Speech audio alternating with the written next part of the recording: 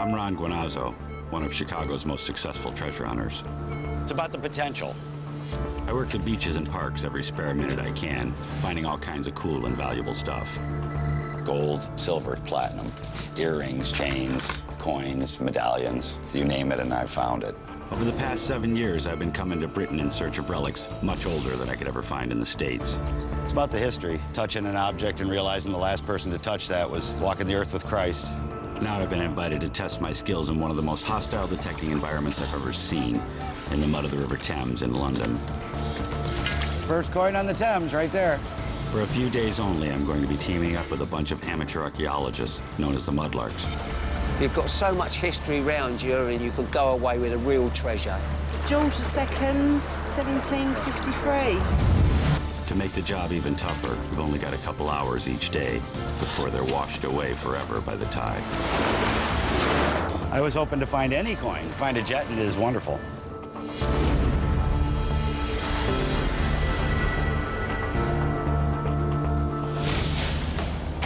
Time to catch my flight.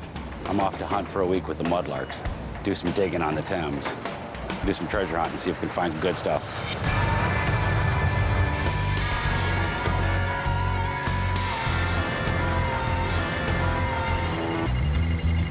Not everyone is allowed to search the mud. I've been granted a special permit with a whole bunch of rules attached. There's about 50 licensed mudlarks working the river who have all made historically valuable discoveries. So I'm going to be taught the ropes by two of the most experienced, Andy and Ian. All right, well, there you go, Ron. Your first steps on the foreshore. What do you think? Awesome. I'm ready to go. Yeah. Okay, and my permit allows me to detect up to 3 inches? Yeah, you can go up to 3 inches. And That's right, and scrape, yeah, okay. in this area. Just a few sort of safety tips to start with, really. First of all, obviously, it's quite slippery and muddy, so you've got to kind of be careful. Just obvious things with it. You don't sort of fall over on the slime. Okay. Really, just keep an eye on the tide. Just make sure you don't get cut off. The mudlarks are the only amateur archaeologists allowed to dig on the Thames River. They've got just a couple hours each low tide to search and retrieve any artifacts they discover buried in the river's mud. Andy, what's the sign for? Me permit number. Being as I'm a mudlark, I need to, when I'm on the foreshore, especially if I'm digging, it's for Port of London Authority boats when they go past, at least so they can see who's down on the foreshore. And They don't have to bug you in. that's, well, yeah, it saves their time. And Nice. When I hunt the beaches in Chicago, a lot of the stuff that we find out on the beaches, gold, silver, it's all round, shiny things. Everybody likes round, shiny things, and it's all modern stuff. To get back into the River Thames, where you could find finds 2,000, 3,000 years old, to hold that kind of history in your hand, it's amazing. I was really surprised with the amount of debris and garbage down there. I turned my detector on, and there were just literally signals everywhere. My machine was just going crazy. Every swing, there were 5 or 6 beeps, so I really couldn't even separate anything. It was crazy. It's the worst detecting situation I've ever been in 28 years. Just like when you're working the beaches, you can't get too close to the other guys because we start detecting each other. Are you getting any chatter from me or interference at all? a little bit, but not too much, no. Okay. I won't get too close. There is so much debris that's been thrown in over the last 2,000 years. Glass, broken nails, things like that. Lots of stuff you can cut yourself on. So all the mudlarks wear gloves. I guess there's a disease that you can get, Weil's disease or Fort Bragg fever, and I think it comes from animal urine or rat urine or something, so it's pretty disgusting down there. Let's go get muddy. I don't know how thick this, ooh. Yeah. Welcome to the mudlarks, Ron. You've really initiated now. Didn't go over the top. Andy Johansson's a mudlark, and he spends a lot of time on the foreshore. And I guess he's really, really good at reading the foreshore, knowing what areas are really good to dig in, the danger signs, especially mud pools, which I actually walked through one during the thing, and he was like, oh, don't go, after I was done.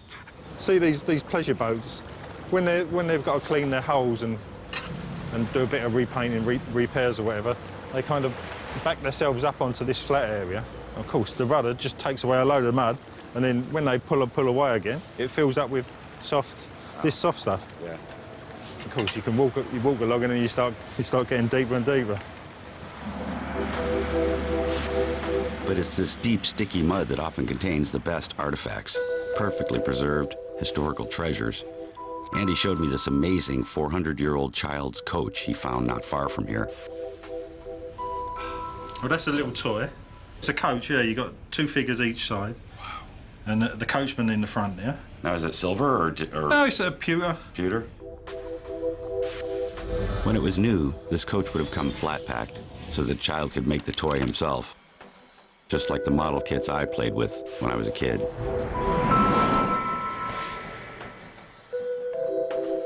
This is an extremely rare artifact, and only a few have ever been discovered. Finding this sort of stuff is what makes the mudlarks keep coming back to the river. The history is the big thing. There's always the money behind the thing. What is it worth? How rare is it?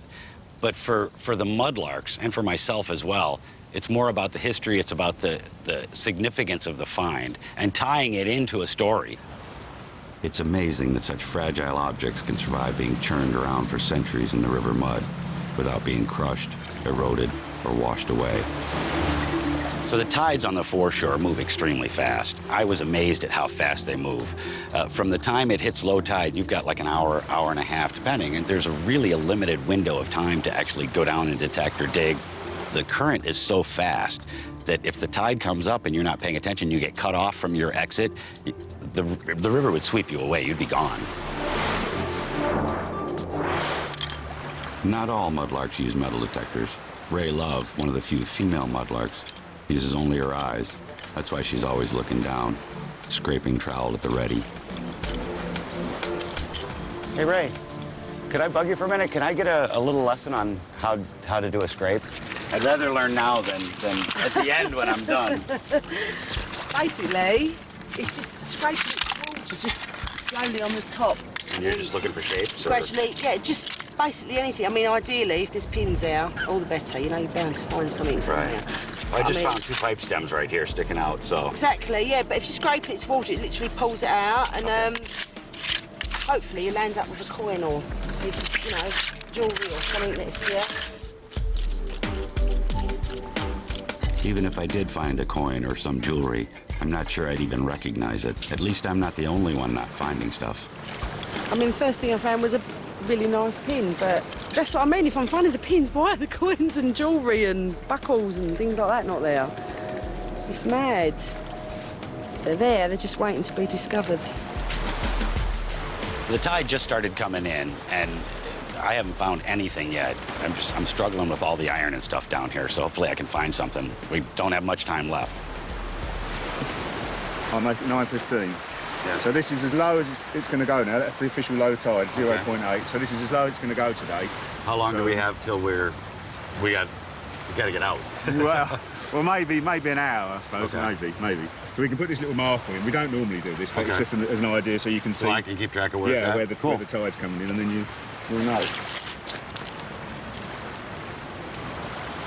All right, the clock is ticking. Let's go. Yeah, not long now. Detecting on the Thames is a little bit different. You know, when you're in a field, you have your headphones on, it's very quiet, it's very zen for me. This is a very relaxing time. But on the Thames, there's so many dangers, there's so many things you have to watch. Ian put the red flag out, and it was just another thing for me to watch to make sure that I knew where the tide was, how much time I had left, just a safety issue. Every mudlark's had a close call, even the most experienced, like veteran Mackie Duff. It was very dangerous. You had to go across a bridge onto a floating dock. Down the floating dock, which is about a 25 to 30 foot, that's probably 30-foot ladder, down, across the little stream. I just didn't realise. And I've looked round, I thought, I've got at least 40 minutes. Well, I gave it about another 3 minutes. And my bag was actually floating off down the Thames. So I managed to get my detector, run towards the stairs. This now is over the top of my waders and up to my waist. And bearing in mind the current in the Thames is astronomical. So I've had to climb this 30-foot ladder with waders full of water, a detector, a bag, and soaking wet. It would have been another few seconds later, I'd have been gone with it. It's a very narrow window of opportunity searching at the low water mark, but that's where all the best stuff should be. Sure enough. So what you got? George II and warm. A smooth copper penny from before the American Revolution. So worn you can barely see the king's head. But at least we're starting to find stuff. Oh, you can see his head and everything. Yeah, it's the third one so far. Is it? Yeah. This must be a hot spot. 3 meters away and 30 seconds later, I get lucky myself. First coin on the Thames, right there. It's another Georgian, isn't it? Oh no, it's modern. Modern. It's 10 pence. A 20-year-old modern coin. But that's the risk you take with mudlarking. Everything gets mixed up in the mud. Spend it wisely. No, this one will never be spent. But it's all mixed up. There's modern, there's 17th century, 18th century stuff. As the silks get washed away, it all kind of mingles in together. It's 17th century basketball. And a big one at that.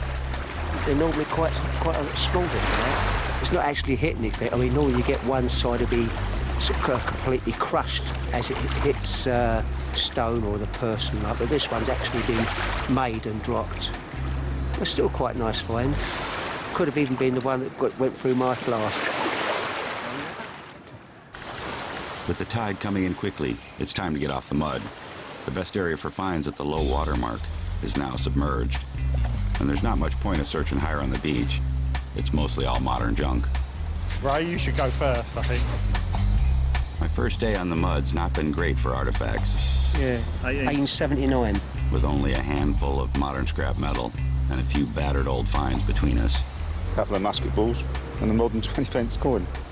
I'd like to find a few more coins, maybe something a little older than 1992. I'd like to break maybe into the 1800s, a little earlier. You could go weeks without finding a really good find, but you always get lucky. Somebody always gets lucky. Maybe it'll be me. With the next low tide after dark tonight, I've got 24 hours to wait before I can get back down to the mud in daylight. Tomorrow, we're heading right into the heart of the City of London, where I've been promised the artifacts should be a lot older. There's still hours to wait before the tide drops low enough that I can get back to the mud and start treasure hunting again. So I'm heading to the Museum of London to find out exactly what the regulations are. I need to know if I can keep whatever I might find. I'm being taken behind the scenes to meet the curator in charge of handling all of the mudlarks finds. So what's the process for finds when they're brought in for recording? When people find things on the Thames foreshore, they'll have their permit to search on the foreshore, and part of that permit means that you have to bring your finds to the Museum of London for recording. If you think they're 300 years old or older, then if there are any that we are particularly interested in at the museum, maybe because we don't have an example in our collection, we would approach the finder and see if they would consider either donating it or selling it to us. And then if we were happy for the rest of the objects to go back, they would be returned to the finder. Oh. The Museum of London has thousands of artifacts donated by the mudlarks. So many, there's not enough room to display them all. Muriel is showing me all of these great finds that the mudlarks have made, and she opens this drawer that's absolutely chock full of toys from the 15 and 1600s. And it's just amazing the stuff that's in there. Toy pistols, toy cannons. The mudlarks have really changed the way history has looked at the childhood through the Middle Ages. Some of the finds are crazy. It's just kids playing with toy cannons that actually shot, toy pistols that actually shot things. Over the last 30 years, the mudlarks have made a really important contribution to the study of London history through the sheer volume and variety of finds that they've discovered from the Thames foreshore. I just finished an amazing afternoon with Muriel at the Museum of London, and seeing all of the stuff that the mudlarks have dug over the last 30 years and have turned in, I want to go to the foreshore right now. I'm hyped. There's so much stuff out there to be found. So now I know anything and everything over 300 years old has to be shown to the museum, along with any gold or silver from any period of history. I can sell or donate my finds to a museum, but by law, I can't sell them privately. These are the same rules I work with when I come on my detecting trips elsewhere in England. I I actually have 7 Celtic gold coins that I've found in the last 6 years. And none of them are extremely valuable, but I wouldn't trade it. I wouldn't trade or sell any of them, so it's about the history. Touching an object and realizing the last person to touch that was walking the earth with Christ. I started detecting as I lost my high school ring in 1981 on a military base in California, and I went and bought a little $50 metal detector to try and find it. Never found mine, but I found hundreds since.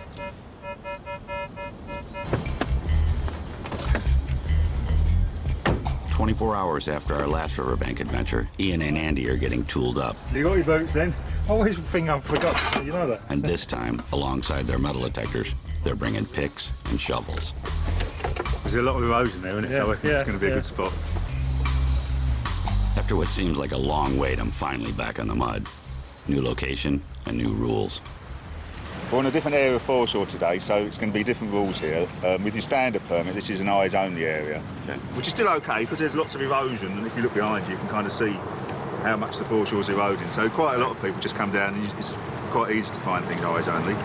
Safety-wise, pretty much the same as before when you were down. Just be careful of sharp objects. You've got your gloves on, so there's not a lot of chance of getting cut off here with the tide, but obviously you've always got to keep an eye on the tide just to make sure you're not going to get cut off. And we've got an hour and a half to a low tide, so that should be plenty of time to get some goodies. The mudlarks are allowed to dig, detect, and scrape on the north side of the Thames River. What I have is a guest permit, which allows me to detect up to 3 inches and scrape on the south side of the Thames River. On the north side of the Thames River, it's eyes only. I can't do any digging. I can't use a metal detector. It's merely what I see on the surface. Ian and Andy aim to get down to the undisturbed layers of the mud where the best preserved artifacts are likely to be found. To do that, they choose to dig, but they've only got an hour, so it's critical they get the positioning right. So Ian, you and Andy are going to dig a hole today. What's that involve, and how do you figure out where to put that hole?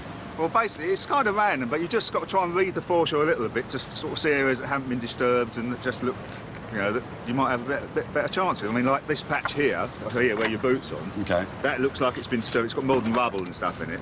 Whereas this little patch here, I'm just looking at this piece of tile here, just looks like it's sat there. The way it's impacted into the foreshore, it's sort of crumbled in situ there. That kind of looks like it's sat there undisturbed. Already I can see this area of the riverbank is different to yesterday's. There's less junk metal, and the place is littered with broken clay pipes. It's a clay pipe bowl, and I'll have to talk to Ian and see how old it is. I would imagine late 16, early 17s from the size. Ian is amazing at identifying finds, even when they're covered with mud. He's been coming down to the river since he was a kid, and over the years he's seen just about every kind of artifact there is. The other mudlarks often rely on Ian's expertise to tell them what they've found. Yeah, that's interesting. No, a memorial pipe, that dates to about 1740. You've got the Prince of Wales feathers in the middle. Yeah, that's good. Order the garter around the outside. Yeah, quite interesting. Nice. What I was really surprised about was the amount of pipe stems and pipe bowls that are down there. They're like the cigarette butts of the 15 and 1600s. They're literally everywhere. That's good. Another 18th.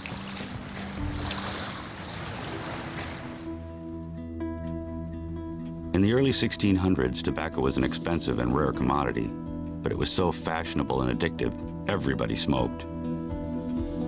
A few flakes of tobacco in tiny pipes. By 1620, 30,000 kilograms of tobacco was imported from Virginia. The price went down, and the pipes got bigger. Hi guys, 9:46, officially low tide.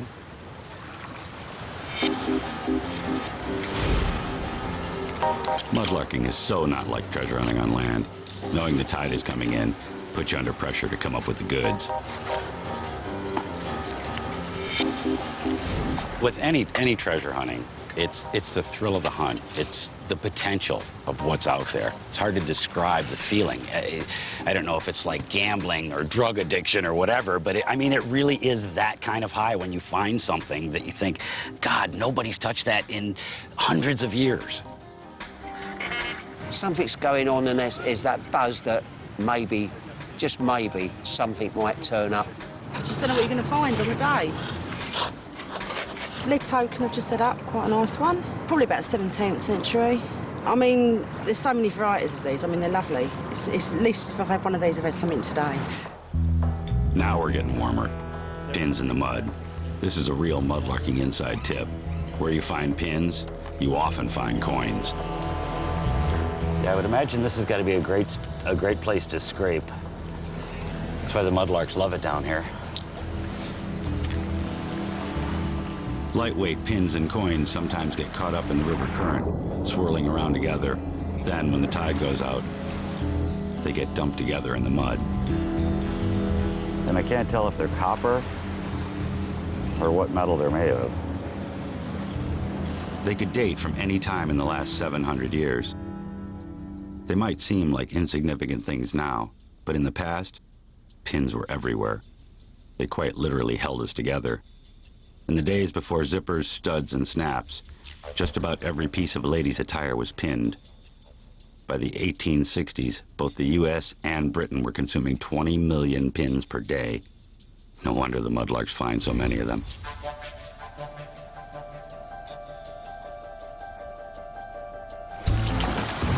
My hot tip that pins leads to coins didn't pan out, but I found my own personal gold mine.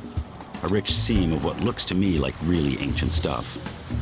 There's an entire layer in here of the old tile and all kinds of stuff in here, so. If I want to get them out, I'm going to have to work fast. The tide's coming in quickly.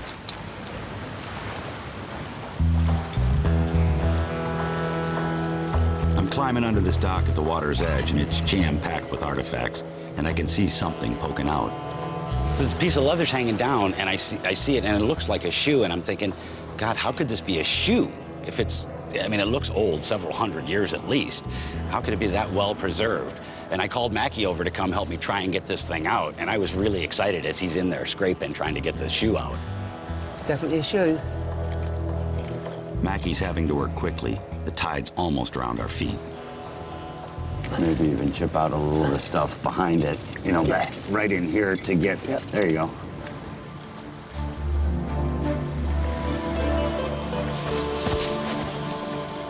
You said it might be as early as 16?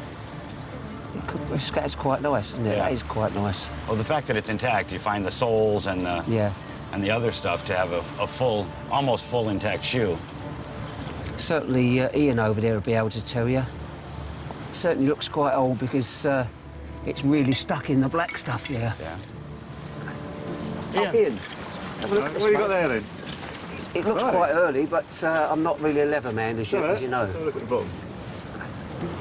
Yeah, it's probably 18th century, I'd say. Very nice. Yeah. I wasn't far out then, Yeah. I was No. 1700s. Yeah. Yeah, that's right, yeah, 1750s probably, that sort of date. Yeah, interesting. Yeah, it was hanging down from the Yeah. top underneath there. And So another few days out, it just washed away and got smashed up by the Yeah. tide, wouldn't it? Yeah. So he was lucky to pull that out, That's really. nice. nice. There you go. Lovely. Thank you. Well done, Ron. There you go. I can't believe that I found a piece of leather that's 300 years old, 400 years old. They're talking about 1750s. A great find, and thank God we got it out, because Ian said it could be gone tomorrow. We can't leave the job unfinished, so Mackie and I go back in to see if we can remove the heel. Trouble. There you go. All right, that whole clump is ready to come down. A little more pry. There you go. Gotcha. It's going to be a little bit fragile, isn't it? Oh yeah. Well, the leather's all wet, so. And this is what you call getting down and getting dirty. That is. I can't wait to hear what the museum has to say about this. Oh, that is so nice well- to actually get the rest of it. Yeah. In fact, I'm going to take this up and put it in a bag up away. So Yeah, try and keep it moist because Right. if it dries out, it'll just crack. Great. Thanks, Mackie. You're more than welcome. Nice. We got the whole shoe out. We got the top of the shoe and the heel. And to pull all of this stuff out, this is my find of the day. I'm excited to find something like this. And I'm hoping that the museum can give me a little bit more insight into how old it is and what it is. We got it out just in time. The water's almost to the edge of the dock. Man, it's amazing how fast this comes in. Oh, yeah.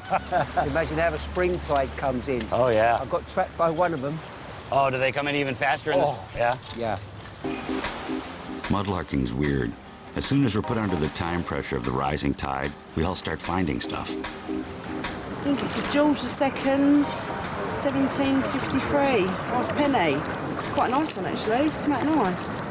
Lovely coin. It is a nice coin. Some of them come out totally mashed up, but this one has actually come out really nice. It's all there. And it's kept a lovely patina as well. I'm quite pleased to find that. All is not lost today. If you like, they'd make the shoe around it, cut the leather around it. Over the past 8 years, Ray's found hundreds of old coins, but she's got a reputation for discovering the more gruesome artifacts.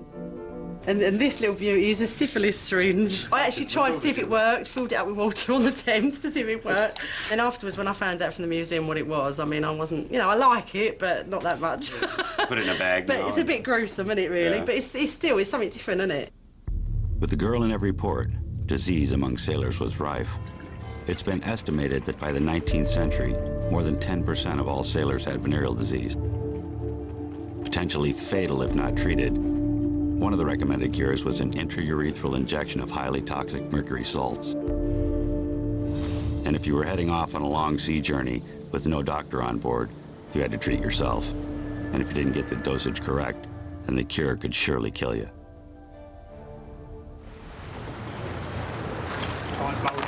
Man, that's a good eye you've got.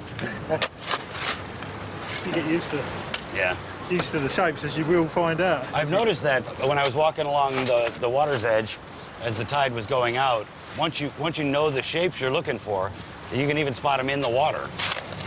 You kind of latch onto one thing and you find a lot of them. Yeah, I got and then you move on to something else and then you tend to find. Yeah. With the tide rising quickly, Ian and Andy begin filling in their hole. They don't want anyone falling in at the next low tide. Despite all their hard work, all they have to show for it is an aching back and a few pipe bowls. Nothing to brag about. Maybe I should shut up about my finds. Well, it's a good thing it wasn't gold coins I decided to start finding, or you guys would have had me in that hole and buried already. If you find a gold coin, you got to buy a round. Any gold at all, you got to buy a round. You must have been busy then. Oh, yeah, I've bought a lot of rounds in my time. I'm getting really frustrated by the low tide limitations. 2 hours is just not enough time.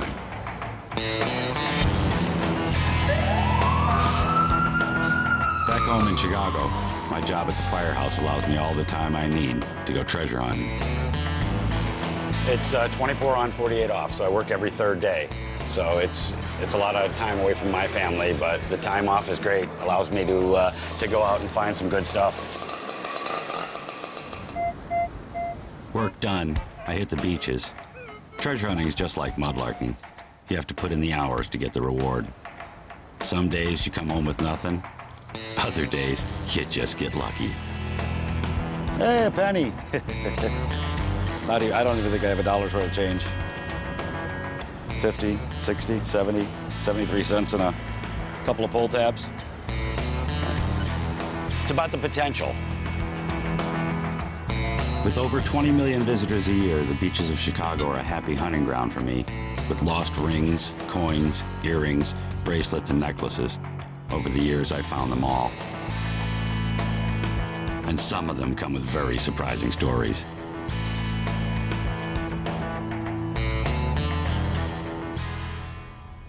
So this is some of the gold and silver that I found in the last 25 years of detecting. In fact, this is the first gold ring that I dug in '85 when I started. I have a gold college ring. I've got some high school rings in here. And these I've all tried to return and just haven't been able to locate the owners. This row is all platinum rings here. Gold, lots of gold. Broken chains, medallions, earrings, silver, bracelets, medallions, you name it and I found it. Rings, tons of rings, just about every kind. It's amazing all the stuff that I've got, but this has got to be my favorite find. This is a Celtic gold coin, the piece in the center. This is actually my first Celtic gold coin. So it has a horse on the front, and then the back has 3 moons with wheat shafts on the outside. And then, because this was such an important find to me, I actually had the bezel made for it. So a local jeweler here made the bezel, and this is all melted down gold from the beach, and the diamond is out of a engagement ring that I found at the beach. And in fact, the chain itself is off the beach. And it's kind of a culmination of all of the aspects of treasure hunting that I do, England and the beach. It's a great piece. And my most expensive find is this. And it's a platinum ring. It has 50 diamonds in either side, and I found this at Oak Street Beach, right downtown Chicago. And inside it says Michael B. He's a designer in California. And I try and return stuff whenever I can. So I called the designer's office, and it turned out that this was a ring that he had made for his son for graduating college, who was now getting his master's degree at Loyola, and hadn't told his father that he lost the ring. So for me returning his son's ring, the designer made me an identical ring in my size. It's always good to do the right thing, but sometimes it actually pays to do the right thing. And this is a piece that, you know, I'll pass down to my kids at some point. I knew right from the beginning I wasn't going to find financially valuable stuff in London like I do in Chicago, but all of the artifacts I've found have a historical value. Just how much, I'm about to find out. I've spent 2 amazing mornings on the foreshore with the mudlarks, and I've turned all the finds over to the Museum of London. And what have you found? What information do you have? Right, well, you've got an interesting range of things here. Classic foreshore finds. There's lots of these clay pipes. And the bowls are the things that you can date. It's quite hard to date the stems because they all look pretty similar. Mm-hmm. But the bowls change shape over time. The shoe, I'm very interested to hear the age of the shoe, and it was quite a little adventure getting it out. So, it's an interesting shoe. Not sure if it's a man's or a woman's shoe, because it's quite big, which makes you think it's a man's, but it's got a high heel, which makes you think it might be a woman's shoe. But then men, we think it dates to sort of late 18th, early 19th century, and men did have slightly high-heeled slip-on shoes at that period of time. Or it could be for a lady with large feet.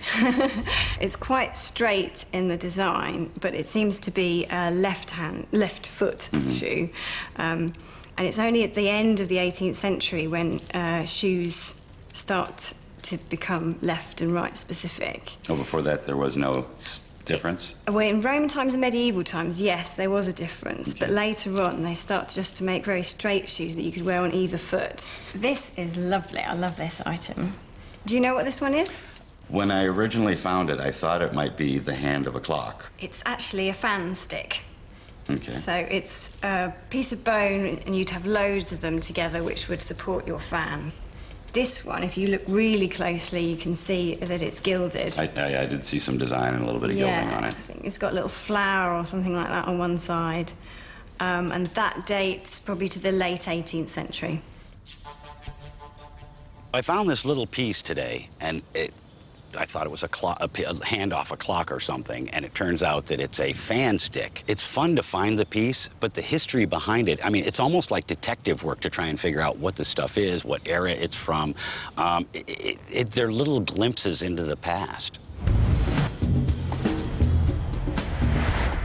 And tomorrow, I'm going even deeper into the past, when I finally get to go onto the most historic and famous piece of Thames riverbank. The Tower of London. A place, I'm told, that's packed with finds.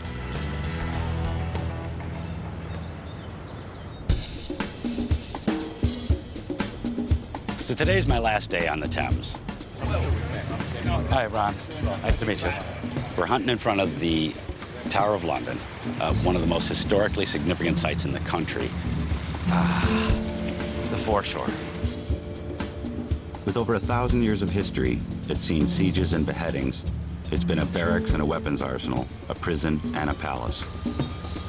I've heard it's a really rich hunting ground, and the mudlarks are excited, so I'm like ready to go. Hopefully I can make some nice finds today. I haven't done a whole lot up till now. I got a couple of great artifacts, but I'm hoping for a real showstopper. The Tower of London is one of the most well-known and historic landmarks in the country. It's also the most protected, so it's got very special rules. It's eyes only here. They don't want any buried artifacts lost or destroyed. No scraping, scratching, or digging of any sort. Just what you can see with your eyes. And that goes for all the mudlarks, not just me. But mudlark Tim Miller has had years of practice at just staring at the ground. Yeah, you see shapes and you pull them up, but it's with the water, everything being wet, it's a little different. I've got my eyes are like trained for really small things. Yeah. And I famously miss all the really big things because you just don't spot them. Walk by a big chest unless full it's of a coins. tiny little silver coin, it just passes me by. Yeah.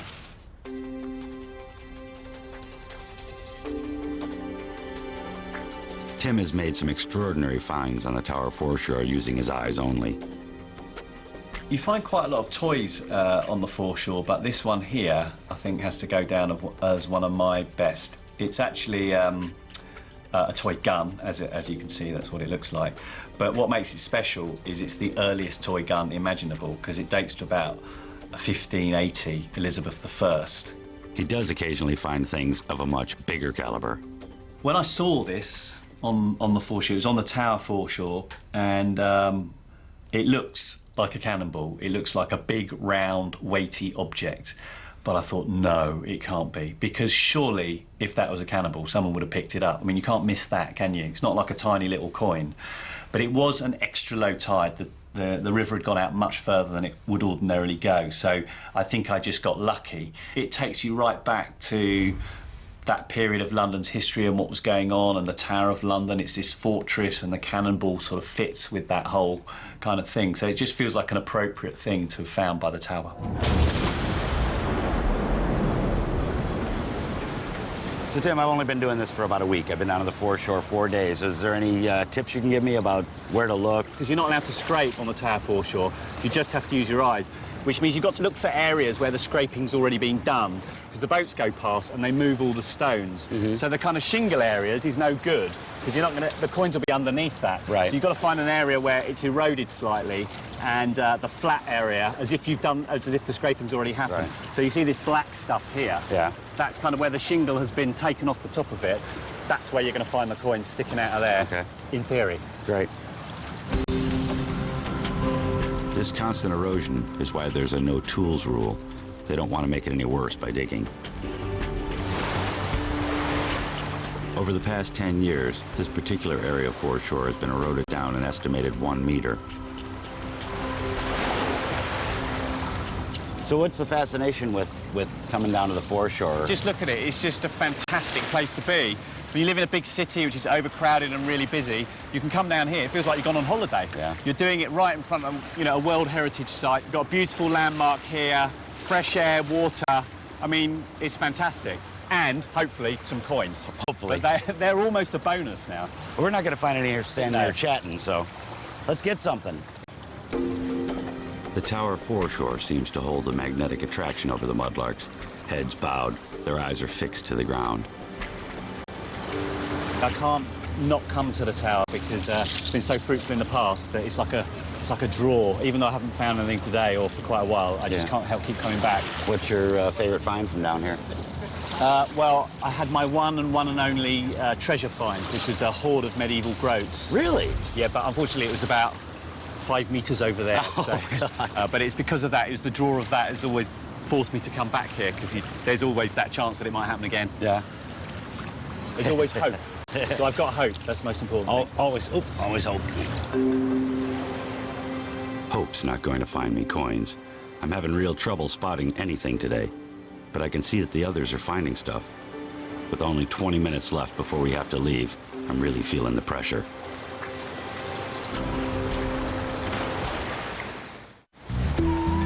It's the last few minutes for us on the Tower of London foreshore, and Ian's made a really ancient find. Well, we call them dress hooks or clothing fasteners. And what you've got a hook at each end. So you'd have one side would go in one side of your cloak or your clothing, and the other side just pulls the other side together like that. Still works. Mid-16th century, 1550, 1560. But it's quite a fragile find. It's quite nice to sort of get something like that because it's You know, it'll be easily broken up and lost. Ray, too, is finding 500-year-old artifacts. Nice little hammered coin. I've been waiting to see this. Quite a nice one. Ray just found this amazing find. It's a hammered silver penny, and we believe it's from Queen Mary, which makes it a very rare find and probably a little expensive, probably somewhere between 800 and 1,000 pounds. So monetary value is nice. The museum probably won't buy it. It's a, even though it's rare, she'll get to keep it in her collection, which is nice. Always nice to add something to the collection. Everybody seems to be finding 500-year-old stuff. I just found this piece of broken pottery with writing on it. Some interesting bits of pottery. Oh, yeah, that's interesting. I can tell you what that is. Although that's late, it's only Victorian. That's from a Holloway's ointment pot. And what you get, there's a woman seated here. You can just see her feet there. And this bit here, you can just see rheumatism there. But there's a whole list of things that it's supposed to cure. Gout, syphilis, rheumatism, you name it. This cream was supposed to cure it. Oh, nice. So everybody bought that, just as a little cure. So it's kind of interesting, that. Yeah. My next find looks like a bunch of old rings. Now, what are these Oh, little, there's a bit of chain there. See that it's got tiny little holes there in the ends of So those. that's actually a piece of That's chain chainmail, yeah. So you'd loop it together Sharp they stay after all those years. through there, and then you just drive a little pin through, and that's how they join them up. Nice. So you can imagine how laborious it'd be to make that. I mean, Oh, yeah. Yeah. One of the things that I particularly liked that I found on the tower foreshore were these little brass rings, which turned out to be parts of chainmail from the 1500s. And my kids are amazing history war buffs, so they're all beside themselves that I found this chain link armor stuff. So fun finds. And at last, finally I found something really old. But I still haven't found a coin older than 1992. The tide's turning. Time's running out. It's my last few minutes in the mud. But the rising tide seems to be helping. The wave came up and washed down over here, and I found a brand new penny, and then I went down to pick up the penny and saw this sticking out of the mud.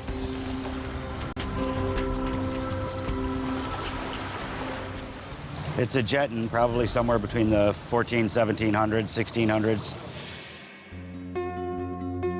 Jettons were used as counting discs by early bankers to add up large sums of money, eventually falling out of use when bookkeeping became widespread.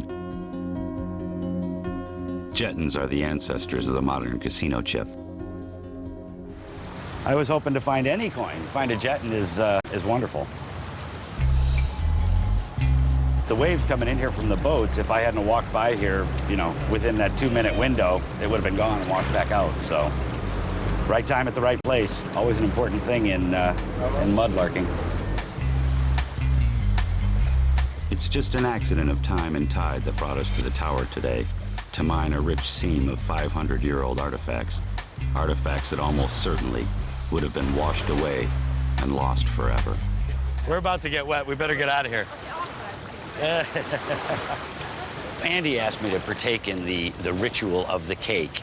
So I'm hoping this means that I'm actually included in the group and maybe an honorary mudlark. Look at it, it's all mud on it and everything. That's If you saw that on the floor, you'd step over it. There is a bit of dirt in the corner, but Go on, you better break the first one. Go on, take go it. for it. Go on. The Thames mud doesn't Yeah, matter. no, And that's small all people, right. that's it. Good luck. After the ceremony of the cake, I made sure to ask Ian if I was invited back. And they said under no uncertain terms, yes, I'm more than welcome to come back.